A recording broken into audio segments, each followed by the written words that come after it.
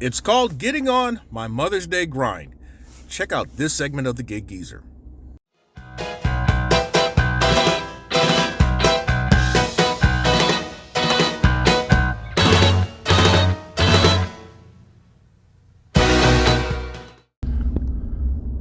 Well, I am out for my second half hustle of today, May 8, 2022. It is Mother's Day.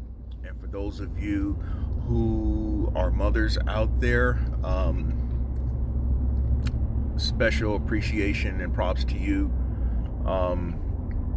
Mother's Day has always been somewhat of a day, or at least during my childhood, it was always a reminder of me doing some type of hustling to put together money to get my mother something for Mother's Day. And I remember a couple of years in particular, one year where I'd pieced together what little money I had, and I walked to the store to buy her a card and some flowers.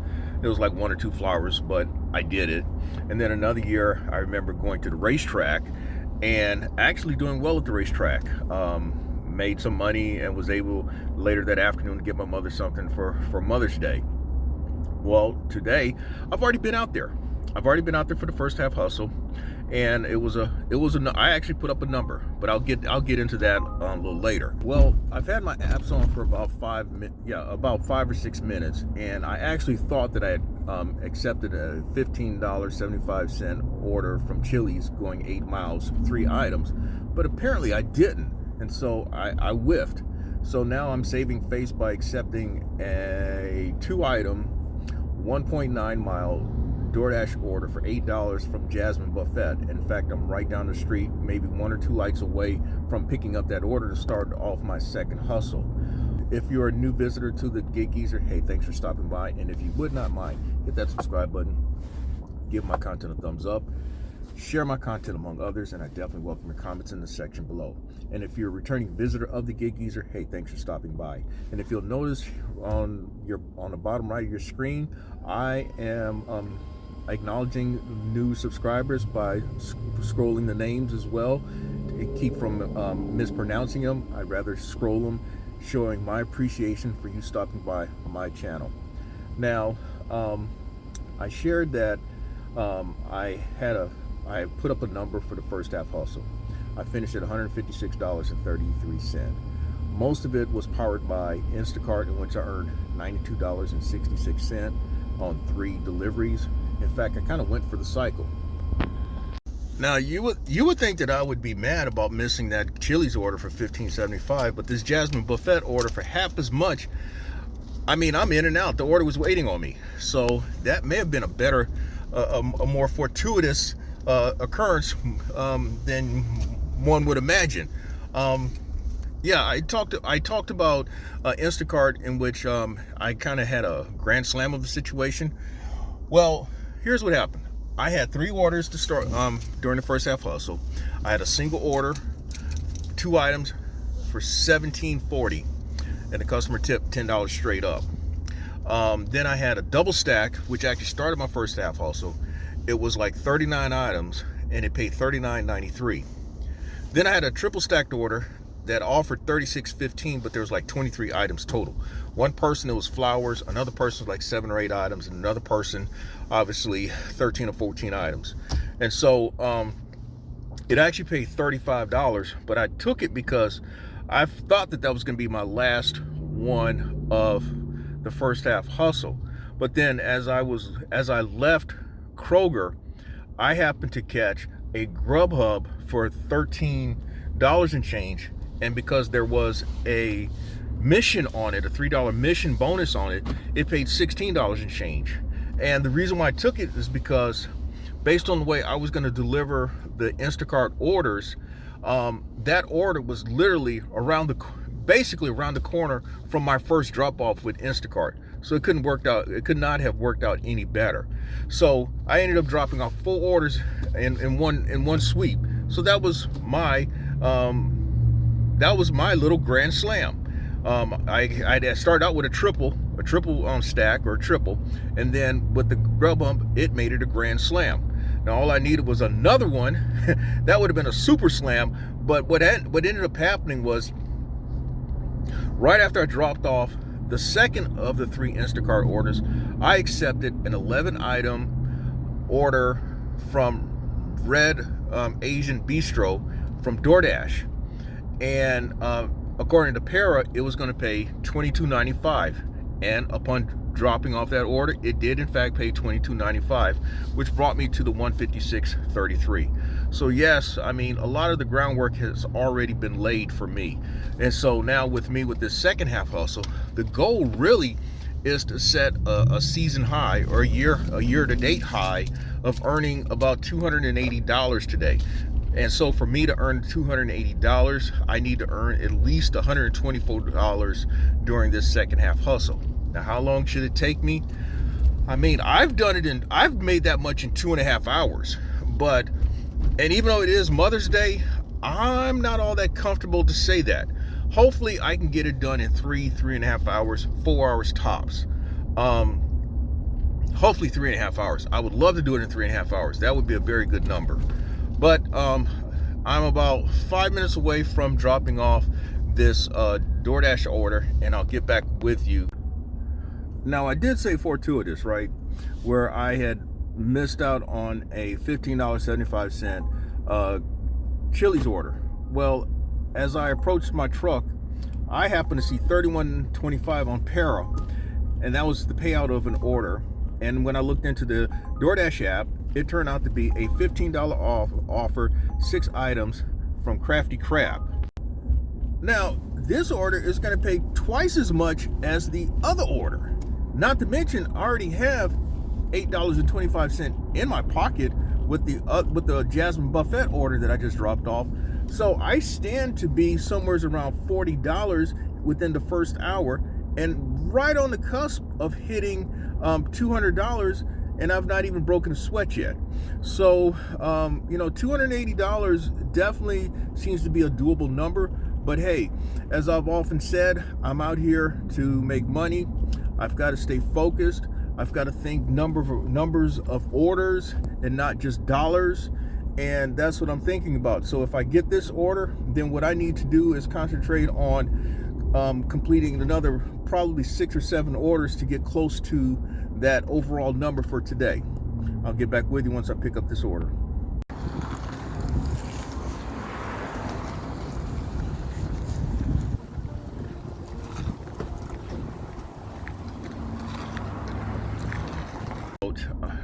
As the thoughts come to me, what I'd like to do is continue to share things that I feel that can help a person make $200 a day or more during these slow times.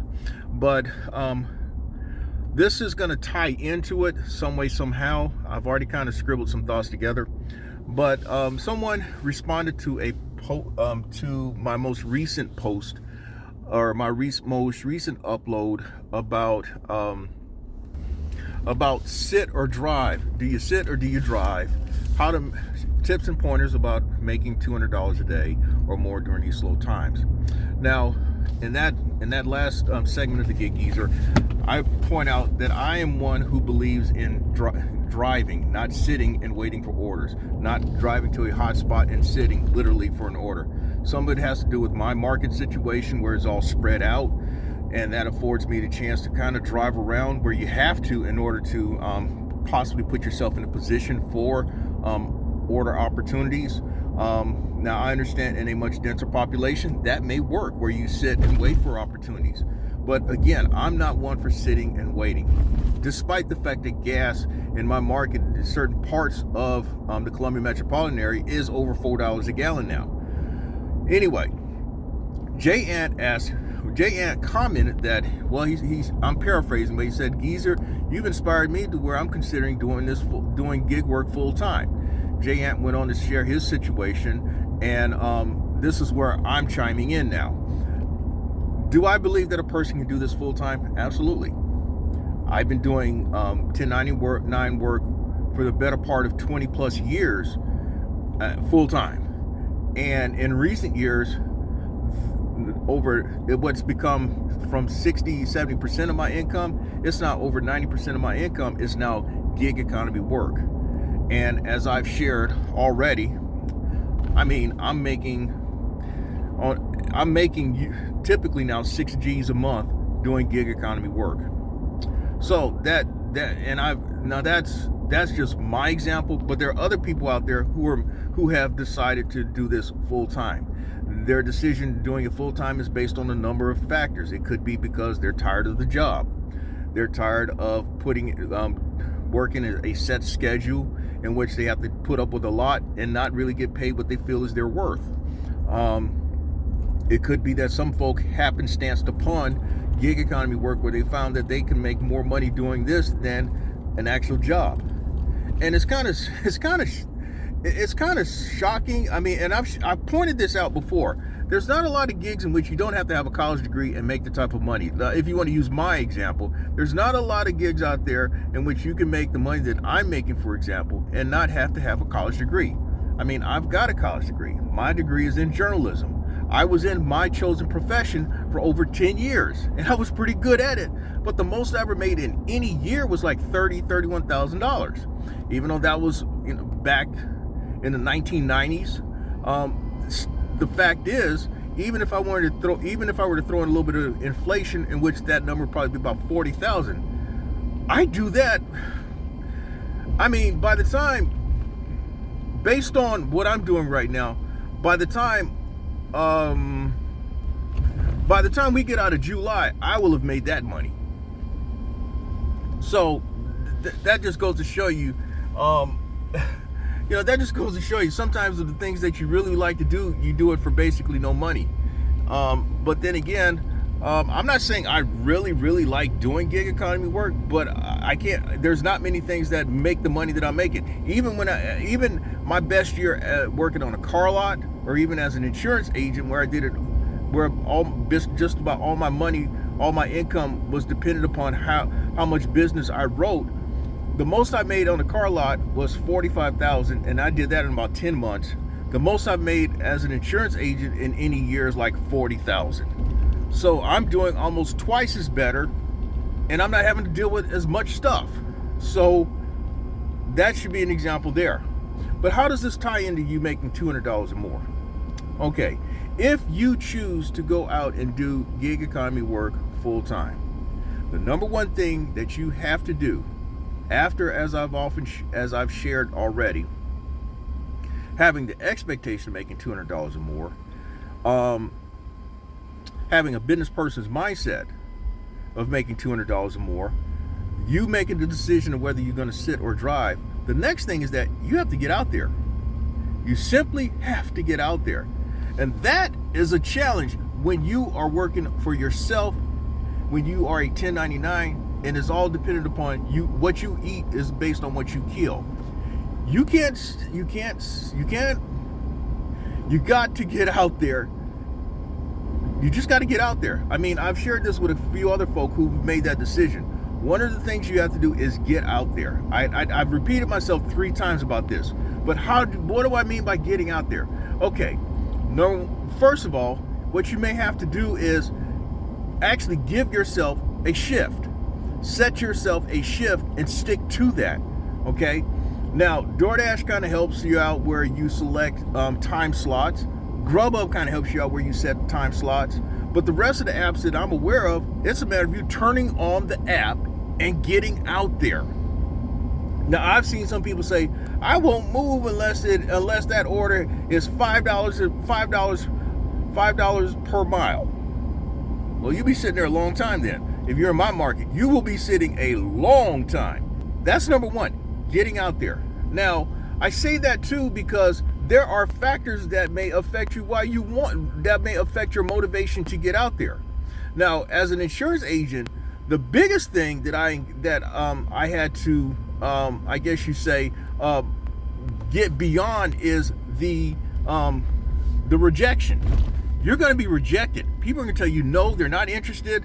Get away, scat, or meet Smith & Wesson. They're going to tell you something of that variety 99% of the time. And if you go out there for 2-3 weeks, maybe a couple of months at a time, and you're still getting no, and you're not making no money, that can really wear on you. Now, when I worked at a car lot, it's the same thing. You got a sales manager who's on your back, try to go along with their machinations and head games that they like to play with customers. But then they're on you about moving vehicles, getting ticks on the board. That's what we used to say. And if you're struggling to do that, they don't have much patience with you. They will run you out on a rail faster than you can blink your eyes. So you've got those type of things that are weighing on you. But with gig economy work, you don't have to worry about someone hounding you about production numbers. Your production is based on what you've been able to make of your time out there. So the next thing is your time management. And a lot of people talk of time management. In gig economy work, time is money. Don't fool yourself. Time is money. So you don't want to come out here wasting your time.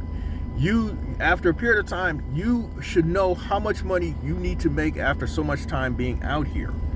And when you're picking up certain orders, you should know how much time invested is in that order. The DoorDash order for Crafty Crab did in fact pay $31 and change. And now I am about to turn into the parking lot for Outback. It's showing on Para for $12.55, and I believe it's showing for $9 on DoorDash. The drop-off location is about 10 minutes away from here because of where I have to kind of angle myself in getting there. It's not even 10 minutes. It's like 7 or 8 minutes. But I'll get back with you once I pick up an order and update the discussion about making $200 a day or more during these slow times. Now, I showed up at Outback for a DoorDash order. I left Outback with a Uber Eats order.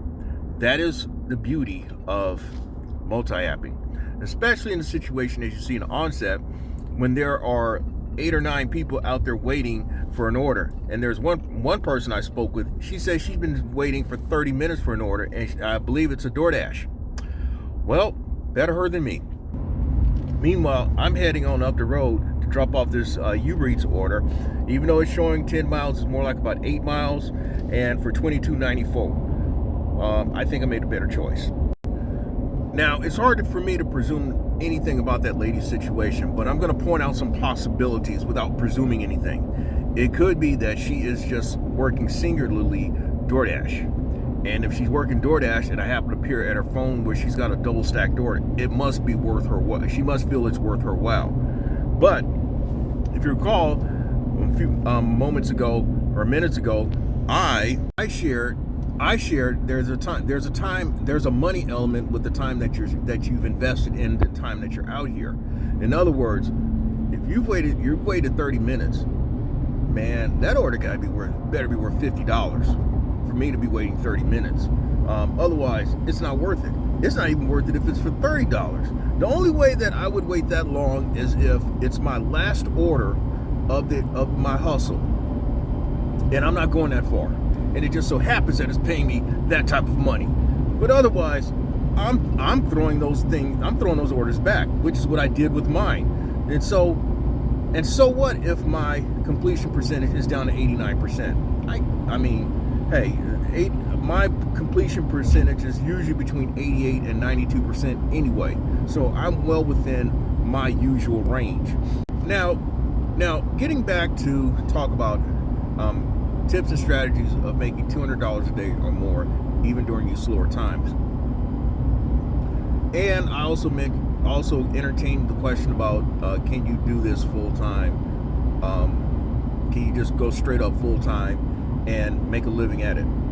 Well, I'm going to throw these numbers out there, even though there have probably been other iterations of this by other people. In a recent Gig Geezer segment, I posed the question, can you actually make $24-25 an hour, at least according to DoorDash? Now, what I pointed out with DoorDash, they were using $24-25 an hour based on active time and not DoorDash time. Active time is just an abbreviated amount of the time that you're out there, so it's misleading. Active time is the time that DoorDash counts the time that from the moment you accept the order to the moment that you mark the order as completed, and then it goes over and over for all the orders that you've accepted during the time that you've been out during that shift or time slots or that day. DoorDash time is the total time that's counted from the moment you turn on that app to the moment you turn off the app. And that is the time that most people count in terms of computing dollars per hour. Now, based on information I've shared previously, if you go according to ZipRecruiter, the top 90% or the top percentile of people based on their information doing gig delivery work is going to make about $25 an hour. That, according to them, translates into about $52,000 a year. Well, you have to decide when you're out here how many orders it's going to take for you to achieve $25 an hour. That's just an individual. That is an individual determination. Now, I have my thoughts, and I feel that for me, that's 2 point so many orders per hour. But then again, for me, I make over $30 an hour. I'm averaging somewhere anywhere between $30 and $35 an hour.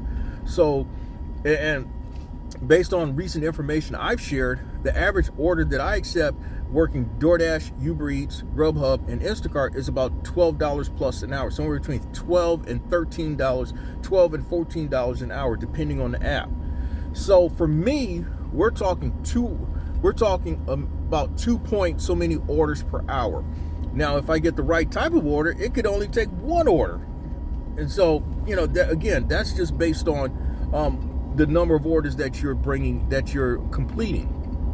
But suffice it to say, based on what others that I've heard determine in terms of orders per average order, it's somewhere between $8 and $10 per order. So if you take it on the low, that means you're gonna have to complete about 3 orders per hour to achieve $25 per hour. On the high, based on that 8 to 10, you're still talking 2 point orders per hour. So you're probably gonna have to complete 3. Now, the next tier is the 75 percentile person, and that person is averaging about $20 per hour, or about $41,000 a year. About $20 per hour, or about $41,000 a year. Well, depending on the type of orders that you accept, you're still talking 2, maybe 3 orders per hour. Now, if you're someone who has a steady diet of $6.25, $6.50, $6.75, $7 and $7 orders, then it's probably going to take you 3 orders per hour. Now, according to ZipRecruiter, the average driver makes about $18 an hour. So you're still talking now $18 an hour. That means that you're still talking at 2. It depends on the 2 to whatever it is, whatever the number is. You're still talking 2 to 3 orders per hour. But then it's based on the amount of the order that you're accepting. If you're accepting a lower order, then hey, you're going to make the 18. But if you're accepting higher, it could be 1, but more than likely 2 orders per hour. So the next factor then is your wait time. How much wait time? If you're waiting, like in the case of that lady, 30 minutes, and let's say her stacked order is probably $22. By the time she drops off that order, she's probably going to have spent an hour, at least an hour. Now, maybe for her, that $22 an hour is fine. For someone like me, I'm going to be fuming because I have wasted a lot of time. I have wasted time that I could have been picking up yet another order or being in motion. So those are some of the things that you have to take into consideration when you're out here doing your hustle. Of course, too, now you also have to take into consideration when opportunities fail to materialize. You get there, an order's canceled. You get there, somebody's taken an order. Somebody else has picked up the order. Things like that happen. But the bottom line is, the question is, can you do it full time? Yes, but it's all in how you manage it. So I am just moments away from dropping off this Uber Eats order. This order pays $22.94 as it's shown. That's going to put me over $60 in about an hour and a half. That's a pretty good pace. But I'm still looking to complete another 6 orders this evening if I'm still motivated to do so. And so hopefully I can put myself in position to get some more orders. Final numbers. Second half hustle, things really came to a screeching halt. I finished at $1.16 and change in 4 hours. So those are not sexy numbers. Those are not geezer type numbers, particularly on a Sunday. But again, as expected, I should not be surprised that the numbers did dwindle as they did, given the number of people that were out there tonight. Overall, I finished at $271.45 according to Gridwise. So that placed me one order shy of actually having a season high. My season high is actually my year high, I should say. My high for the year is $276, and that was accomplished back in January. For the week, according to Gridwise, I finished at $1,465 in 6.5 days. Very strong week. And that's a big turnaround from Monday's disappointment, in which my previous winning streak ended at 32 days when I finished at $197.53. So for reference, there's a thumbnail of my documenting how that winning streak came to an end. Customer tipping dooms winning streak. But as I'd spoken earlier about working full-time as a gig driver, and I mentioned about time management, that is the reason why I'm shutting it down. That is another reason why I'm shutting it down. As the night wore on, it became less and less making sense me staying out here. It's just not worth it. So you have to think about those things when you're out here. It's all about your time investment. And so that's all I have for this segment of the Gig Geezer. If you like the content that's been provided in this segment or in any other segment, hit that subscribe button, give my content a thumbs up, share my content among others, and I definitely welcome your comments in the section below. I'm Inwood Lane, and as always, may your grind continue.